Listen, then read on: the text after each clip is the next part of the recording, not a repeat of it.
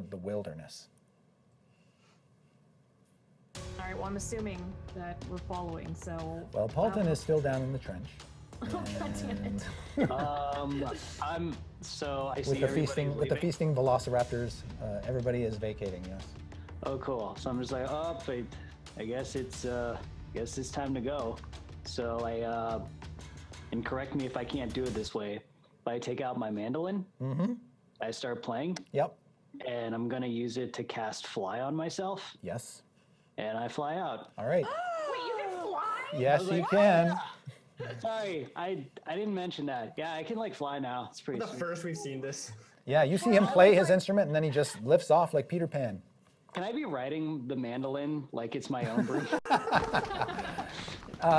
You can after you've once you play it to cast the spell, and you don't need to play anymore. You can basically just tuck it between your legs and float up.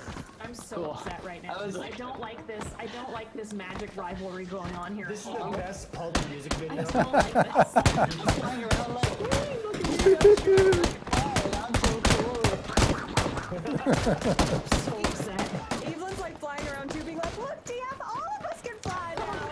Yeah, Deanna, we can all fly. How great is that? Whee! Can I polymorph DF into a vulture? You can. Would DF like to resist? Yeah. So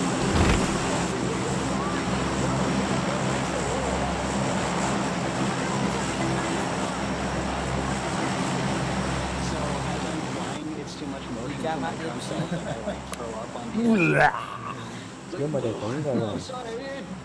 Fine, if you don't want to be polymorph, it's fine. Flying is just faster. Now Huh? we're obviously... I would just bring canoes. I didn't think about that. Just having a good time. Yeah. I'm getting a canoe. Calm down. I go get a canoe. All right. So Evelyn's sort of got hers. DF, you gonna help Umbro pick up the second one? Yeah. Okay. She's doing like all the heavy lifting. I'm just stabilizing. Yeah, got it. Yeah, you've just got the sort of the end of it. Just Yeah. walking from behind, just holding the tail of the canoe. All right, and you begin to leave, and the crowd becomes thinner and thinner and thinner until there's nobody around you, just walking through the end of this shanty town, and it just falls into more and more dilapidated ruins until the ruins become engulfed with plants and ivy and vines.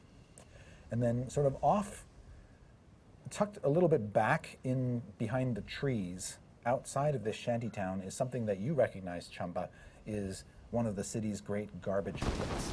That's where you got nabbed. And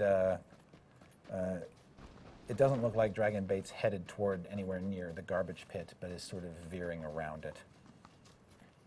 I'm with him, right? Yeah. He's kind of trailblazing now. He's in the front of the group, leading them. Umbril and Dieth are behind you, carrying one canoe.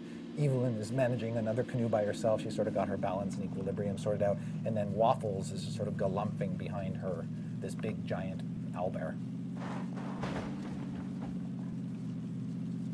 Where's Simon? That's a good question. Fly works on one creature and one creature alone, Carlton. So Simon is still on the ground, looking up, going, silently saying, huh, to himself.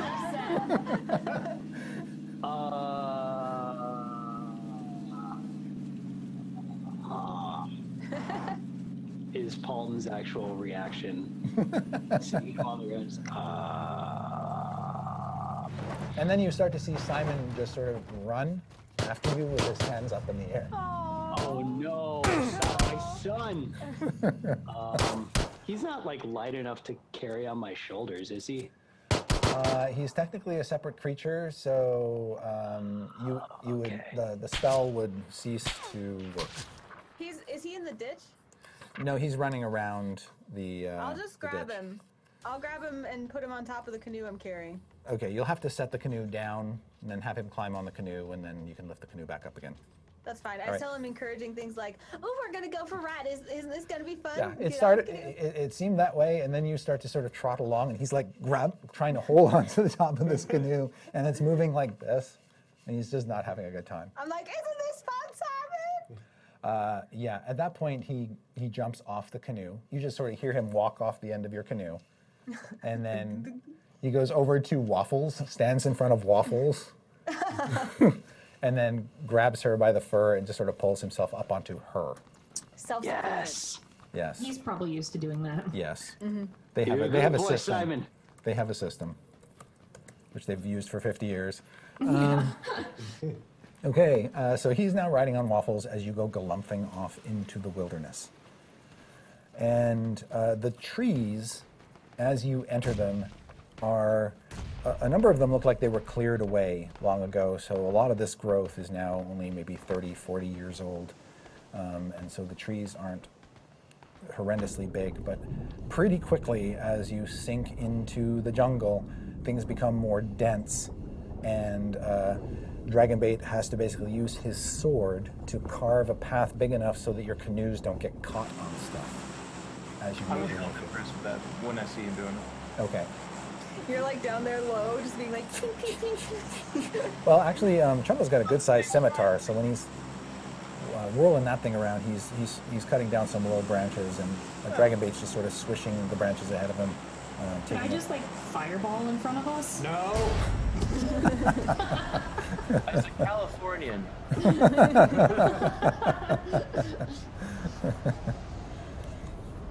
All right. I mean, you can, but you don't know what, you know. No, it's fine. I like think Dia's about like, it. no. I like start to do it, and like I get stopped by everyone. I'm like, well, yeah, maybe you're right. All And right. I'll just like start picking off branches. Yep. And for the rest, for several hours, you hack and cut your way through the underbrush. So as we're doing all of this, Diaz has got his map making stuff and is trying to make a crude map along the way. Oh, very good. Okay. So DF is the self-elected mapper. That's good to have.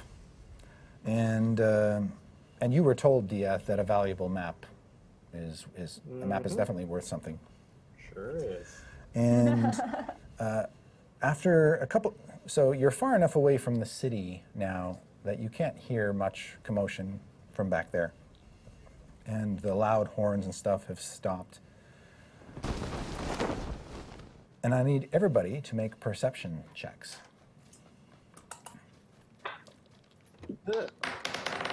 Oh. 6. The 7. 17. 17, 10. 10. Also 10. Okay. I was just about to say, this die has been pretty lucky so far. Oh. It's not that bad. After about an hour, well, let's say 2 hours of hacking through, Dragonbait has kind of led you to the edge of land. You see that you are at the tops of cliffs overlooking a great misty bay. And there's thick jungle almost going right up to the cliff's edge. So when you sort of come out, you're kind of surprised when everything sort of opens up in front of you, and all on one side of you is this sort of open air with cliffs tumbling down to rocks and this great expanse of water. And Dragonbait begins to move along the tops of the cliffs where the verge is a little thinner. And it's at that point, Diath, that you get that feeling of being watched that you're so accustomed to. Danger sense tingling. And But Chris, I always have that feeling. yeah. In this case, though, you're so distracted by sense of ham and other aromas that seem to be issuing from this dinosaur man. Yeah, you're right. Too distracted to pay attention to the fact that great danger is following you, or has been following you through the forest, Diath. The scent that comes up behind you is one of death. Oh, I smell death. You smell death. And you're there. Dragonbait is ahead of me? He is ahead of you, yes. Still trailblazing. Uh-oh. And then you hear like snapping twigs and other sounds, rustling sounds, to suggest that creatures have picked up on your scent and have followed you and closed the distance now to the extent that you can smell the odor of death coming off of them. I don't smell anything. I think we're just fine. When you look back into the dark jungle that you've just emerged from, the hacked path that you've been following, you can see it there. It's dark. Like you can't realize just how dark you were in there for a while, but you don't see anything, but you know there's something there. I immediately alert the party. Just that something approaches. We're being followed. It smells of death. All right. So like everyone, like instant ready mode, weapons out. Okay. I'm Because gonna of go out on a limb and say I think that might be some undead. Canoes down. given Diaz's vigilance, none of you are surprised when suddenly you see gray-skinned ghouls, for lack of a better word, just suddenly begin to pile out of the forest like they've been tracking you and come at you in a wave of claws and teeth. I'd like no. everybody, Guys, I'm spooked. I'd like everybody to roll initiative again. Twice? A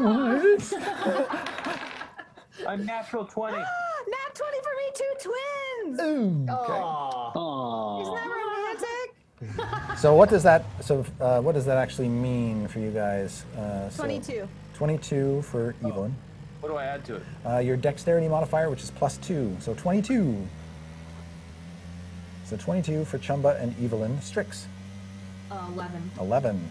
Diath, 9. Paulton, Jeez. I like pointed at the I ghouls know. and tripped. I'm just like, God, just I fall and I rolled a 5. 5. All right, I'm going to assume Simon happens on your turn. Okay, Umbro rolls a 2. All right, and the ghouls. The ghouls are sort of, they're not slow, but they're sort of clambering out of the jungle foliage, and so they have a ways to go to get to you. They're about 30 feet away when they pile out from the darkness, and you can count 10 of them. And these ghouls, I say, stay close to me. I'll protect you. they look like emaciated men and women, humans, they were made out of humans, but their pallid gray skin is tight around their bones, and their limbs seem to be almost artificially elongated. Like they clearly, as humans, did not have fingers that long, or arms that long, or legs that long, or tongues that long. And you see just hate for life burning in their eyes. And on some of them, they have what appear to be tattooed on their shrivelly foreheads blue triangles. Like that's some sort of symbol or glyph or something. And as they pile out toward you, Chumba, what do you do with these 10 ghouls coming at you in a pack? Are they, I'm sorry, how close are they? They're 30 feet away. And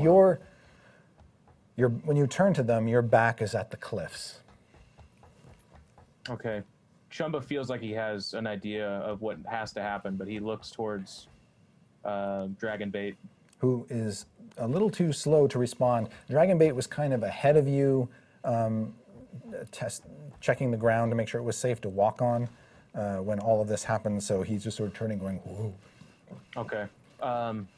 He looks back towards the ghouls. Yep. Says, Ham. I know what that means. Ham. Sword.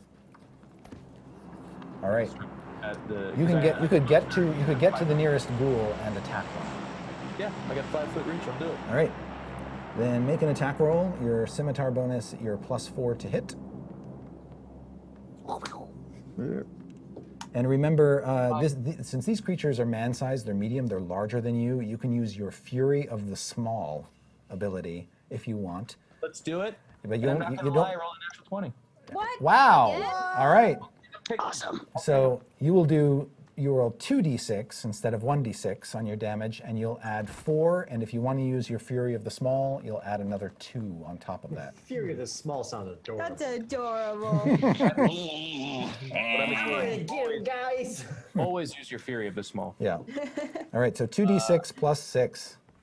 A 7 plus 6 then. So 13 and plus 2 is 15. Ow. All right. Nice. Respect. Yeah, so the little goblin goes up and just digs deep into the lead ghoul. And that ghoul is still alive, but very, very hurt. As our new little friend charges in, I just yell from the back. I'm like, yeah, fuck him up. Evelyn, acting Yes. simultaneously to Chumba. What do you do? Yes. I'm like, ooh, this is gonna feel good, and I kind of shake out Treebane. I get Divine Smite ready. And Undead. yeah, it's gonna feel good, and I go in for the closest one, just All right. Treebane. In before 2 misses. Okay. Jared, The closest one is the one that Chumba just dug deep into. So you want to try to finish that one off? no, let him have that one. Okay. I'll go for the next one. All right. Go on, make your attack. 17. That is a hit. Huzzah! And I am going to use Divine Smite to expend a spell slot to do an extra 2d8 per spell level damage, radiant damage, plus an extra one because it's an undead. Okay. So my original damage is, where's my d8 in this set? Okay, so first we do 8 plus 4 is 12. Oh, okay. And then we're expending a spell slot to do 1. Okay. 13. Per spell level, I'm just doing it as a first level, so I Okay. guess we'll just do the 1. And then the extra 1d8 because it's undead is Yep. 7. So, 20. okay. 20. Or 21 or something. All right. I don't know, I So forgot where I was. That's 20. That's 20 points of damage. 7. Okay. All right. So Thanks, that honey. one too is also grievously hurt. Aha! By the light of Lathander, I compel you. All right. And then it is. Wow. You Oh, initiatives are wait, really I get a low. second one. Oh yes, you do. Guess who remembered? What episode 64? That's only an 11 though. That does not hit.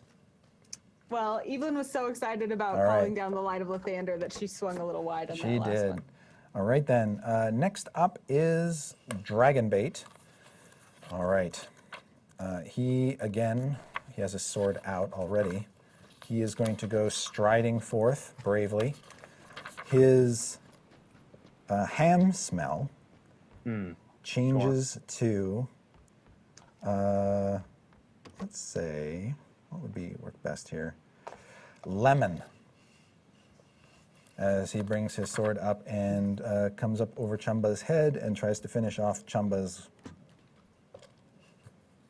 ghoul.